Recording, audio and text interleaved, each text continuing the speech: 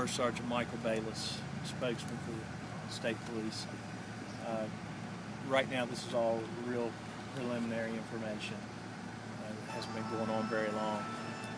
But what I've just been told is that Columbia Gas is in the process of shutting down the line right now as we speak, but that this is a very delicate process, that they have to do it the right way. Otherwise, there's a possibility of a secondary explosion. So they're out there, and of course they have all their experts and people who know exactly how to handle this on the scene, working with this. But anyone who may still be in the area of the explosion, other than the first responders and Columbia Gas, of course, should try to evacuate the area, just in case, in case there would be a secondary explosion. But at this point in time, I don't have any other particulars. I've been getting reports that there were some structure fires.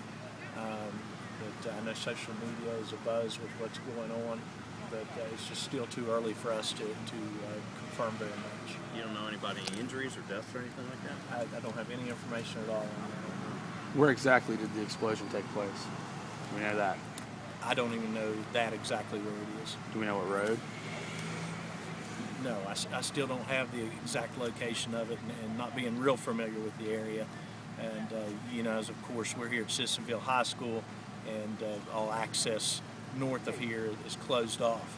And it's quite possible if the gas company determines that we need to move back from this area, that we may be doing that as well. Is it a shelter in place or an evacuation order? Well, what I was told from communications is if anybody is still in the area where the initial blast was, then they should evacuate the area.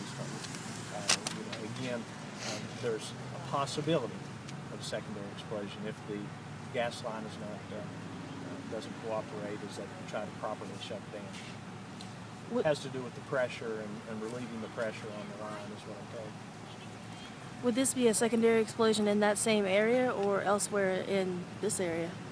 Well, and again, that's why we need to be flexible with that. If we're told by the gas company that they fear that the secondary explosion could occur in other areas, and they tell us to evacuate, we just need to be prepared to do that.